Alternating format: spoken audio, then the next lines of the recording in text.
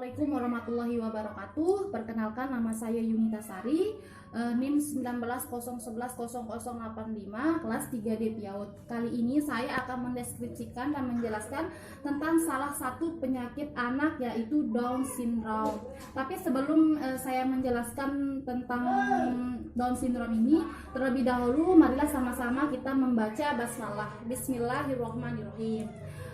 Down syndrome atau sindrom Down adalah kelainan genetik yang menyebabkan penderitanya memiliki tingkat kecerdasan yang rendah dan kelainan fisik yang khas. Sebagian penderita dapat mengalami kelainan yang ringan, tetapi sebagian lainnya dapat mengalami gangguan yang berat hingga menimbulkan penyakit jantung. Seperti halnya kasus di lingkungan tempat tinggal saya, ada seorang anak yang usianya sekitar 12 tahun memiliki penyakit Down syndrome ini. Nah, tubuh ataupun badannya memiliki tahap perkembangan yang cukup normal, namun di aspek-aspek tahap perkembangan lainnya terjadi keterlambatan yang cukup signifikan, seperti aspek perkembangan kognitif, sosial emosionalnya, fisik motoriknya, bahasanya. Nah, seperti itu mengalami keterlambatan yang cukup signifikan. Normalnya kan di usia 12 tahun itu seharusnya anak ini mengalami tahap perkembangan yang cukup tepat, yang cukup cepat sesuai tahap perkembangannya. Nah, misalnya dalam aspek bahasa, anak ini bisa berbicara secara lantang, namun intonasinya masih seperti halnya anak kecil usia 2-3 tahun.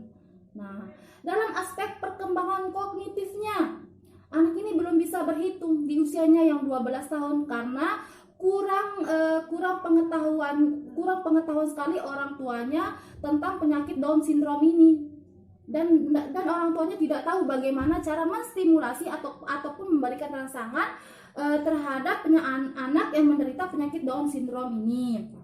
Nah, seperti halnya usia 12 tahun seharusnya anak ini sudah mulai sekolah kan. Nah, kan di sekolah diajarkan bagaimana cara kita berhitung, mengenal warna, bagaimana cara berbahasa yang baik dan benar. Namun karena kekurang mampuan orang tua si anak ini untuk menyekolahkan anaknya di sekolah berkebutuhan khusus, sehingga anak ini hanya belajar di rumah. Tapi dia belajar sendiri tanpa ada rangsangan atau stimulasi dari orang lain, karena orang tuanya juga tidak mampu bagaimana caranya memberikan rangsangan atau memberikan pembelajaran kepada anaknya ini. Nah, dalam sosial emosionalnya, kalau sosialnya anak ini kurang sekali beradaptasi di lingkungan tempat tinggalnya. Dia hanya beradaptasi dengan lingkungan keluarganya saja, di dalam lingkungan rumahnya saja. Tapi di lingkungan luarnya, di lingkungan masyarakatnya, anak ini tidak pernah bersosialisasi. Dan emosional anak ini masih belum bisa dikontrol karena ketidaktahuan orang tuanya tentang penyakit Down syndrome ini dan bagaimana caranya mengontrol emosi anaknya. Nah, seperti itu.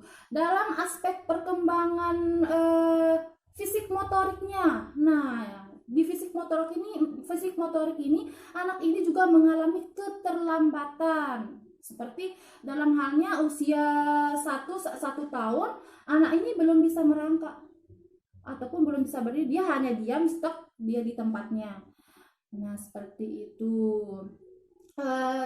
Jadinya karena pemahaman orang tuanya tentang penyakit Down syndrome ini membuat segala aspek perkembangangannya mengalami keterlambatan yang cukup signifikan di usianya yang 12 tahun ini.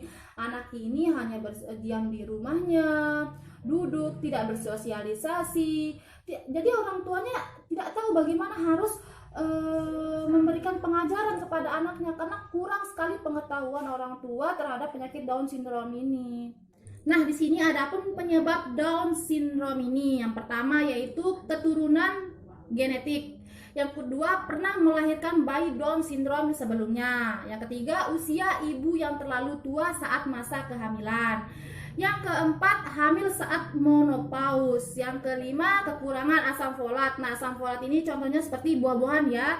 Ada jeruk, alpukat, pepaya. Nah, ada juga kacang-kacangan. Yang keenam, merokok saat masa kehamilan. Yang ketujuh, memiliki riwayat keluarga yang mengidap Down syndrome.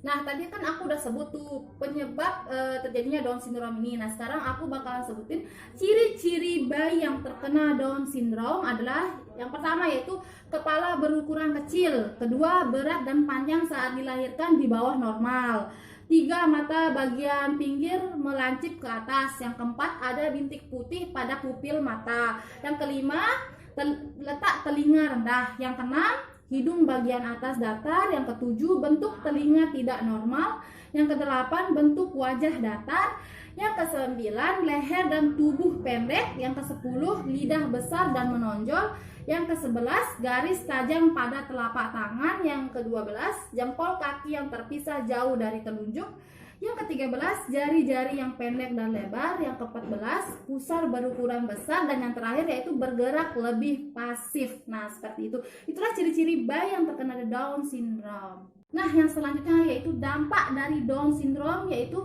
mempengaruhi kemampuan anak-anak untuk belajar dengan cara yang berbeda.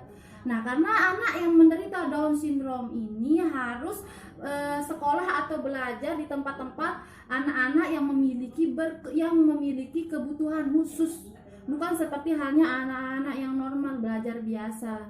Dan dampak yang ditimbulkan dari Down syndrome ini yaitu keterlambatan dari segala aspek perkembangan anak. Misalnya aspek perkembangan bahasa, sosial emosionalnya, kognitifnya, mentalnya, moral dan keagamaannya memiliki keterlambatan yang sangat signifikan ketimbang anak-anak yang